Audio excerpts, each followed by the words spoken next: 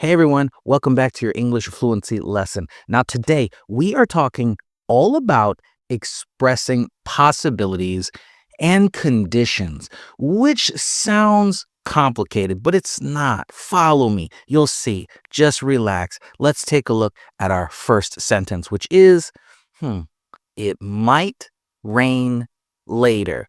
Matter of fact, it's raining right now, which is frustrating, but I think it'll be okay since my microphone is getting rid of the rain sound. But let's smooth this out and make it way more fluent. Here you go. The T is gone. You see that? We threw away the T already. It might. There's two T's, too many. We just want one. It might, what? It might rain. Oh, wait. We threw away the second T too, didn't we? Yes, most of the time we do, unless might is the final word. Like, yes, it might. Then we have the hard T. But in the middle of a sentence, sometimes sharp sounds break that rhythm, and we don't want that. We don't want any of that breaking rhythm. So it might rain. See, T's gone. It might rain when? Later. That's our break to the next part. It might rain later. It might rain later. Repeat after me. It might rain later. It might rain later. What do you think's going to happen? It might rain later. Yeah, it might rain later. It might snow later. It might be nice later, right? We could change it from rain to a general feeling, right? It might be bad later, which means our tone would drop, right? So if the thing we're talking about is negative, dropping. It might be bad later. It might be good later, right? Optimism, positive, up tones. We want all that to match. Keep your meaning understandable by matching the tones with what you're saying. Otherwise, it's weird, right? It might be good. Creepy, right? Let's take a look at sentence number 2. If, there's a condition, right? If it rains, we'll stay inside. Okay, so we have our first condition. The first one we just said is what might happen, right? We got this possibility. But now we've got a condition if something happens. So let's smooth this out. And we already see a comma, which means we're going to break there for fluency. So let's blend that first part together. If it. It's almost one word now, right? If it. No. If it rain. All three words go together. If it rains,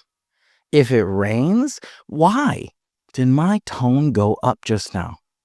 Because it's a question. We don't know. You don't know. I don't know. It might rain if. So if it's a question in English, our tone goes up all the time. We're not sure. We're curious too. If it rains, okay, that's our first part. Let's look at the next part. There's already our reduction there. We'll stay where? We'll stay yin. We're going to blend that Y into IN. Yin. We'll stay inside. Cool. Let's put it all together. Ready? If it rains, we'll stay inside. If it rains, we'll stay inside. Right? Question, answer, conditional. So repeat after me. If it rains, we'll stay inside. If it rains, we'll stay inside. Neat, right? You can hear the question and answer part. So conditionals, they're not complicated. They sound complicated, but they're not, right? Let's take a look at our third sentence, which is, you can go if you finish your homework. That's another conditional, right? You don't do your homework, you can't go, mama said, or dad said, maybe. It's usually my mom. So let's smooth this sentence out. Ready? You can go. You can. Not you can go. That's okay too, but we want to blend it together. You can go. You can go. Think about the mind of the person saying this. Imagine you're your mom. You can go. She's not happy to say it. She's not sad or angry. She's more like, fine, right? It's that kind of feeling. So we're going to put that feeling into the way we say this. You can go. You can go. Now we're going to put our condition. You can go if, tone went up. You can go if, because it's important, right? You can go if you. You can go if you what? You can go if you finish. If you finish. Hear all the F's. If you finish. Smoothness, right? You can go if you can go if you. There we go. That's the mom tone we're looking for. You can go if you, what? We can go, not we, you. You can go if you finish your homework. You finish your homework.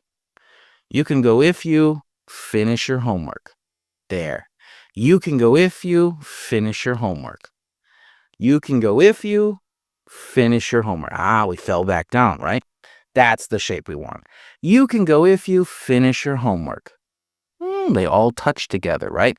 But there's a clear fall on finish your homework. So we're going up if and coming back down for the end. So repeat after me. You can go if you finish your homework. You can go if you finish your homework. You can go if you finish your homework. You can go if you finish your homework. Right? Now I put dad's voice into it, right? Sure, fine. Okay. So you can go if you finish your homework. You can go if you finish your chores. You can go if you eat all your dinner. You can go if you finish your project. Something like this. You can go if you make that account, right? Maybe it's at work or something, and we're talking about some kind of retreat for the employees. Our fourth sentence is, I'll call you if I need help. Okay, so we have our condition, right? If something happens, I'll do this. Let's smooth it out. Yeah, that's right. I'll call. Wait a second.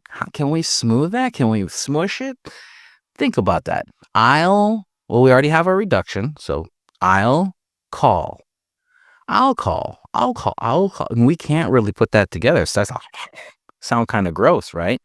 I'll call. We're going to enunciate that.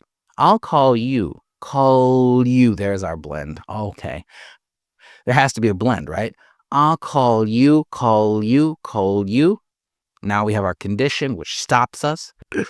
I'll call you if I. I'll call you if I, right? If is high. I'll call you if I, what? I'll call you if I need help. If I need help. I'll call you if I need help. I'll call you if I need help. Hey, that sounds perfect. So repeat after me. I'll call you if I need help. I'll call you if I need help. I'm doing okay right now, but I'll call you if I need help. Everything's okay right now, but I'll call you if I need help. Lots of ways we could use that, right? Still the same thing. Let's look at our fifth sentence, which is, if I have time, I'll join you later. If I have time, I'll join you later. Let's smooth that all out, right? Because that sounds like a fun time, maybe. Or it could be a good excuse to not go. Sorry, didn't have time. But either way, let's smooth out this. If I have time, that one was easy. That one is really easy. If I have time, if I have time, if I have time, right? Hi for if. What, comma. We hit that wall. If I have time, I'll join. I'll join. I'll join. I'll join. I'll join. It's almost like an A, all, right? I'll join. If I have time, I'll join. I'll join you. Join you. New. It's almost like new, right? But with a Y. New. New. If I have time, I'll join you later. I'll join you later. I'll join you later. If I have time, I'll join you later. If I have time, I'll join you later. Repeat after me. If I have time, I'll join you later. Or we could be happy about it. If I have time, I'll join you later. I'm excited to go, so my tone's up, right? But maybe I'm making an alibi. I'm making an excuse. If I have time, I'll join you later. I'm not saying no, but I'm kind of saying probably no, right? You could tell from my tone that I don't want to join. So make sure that your tone matches what you actually mean. If you want to go, say it like you want to go. Don't say it like you don't really want to go.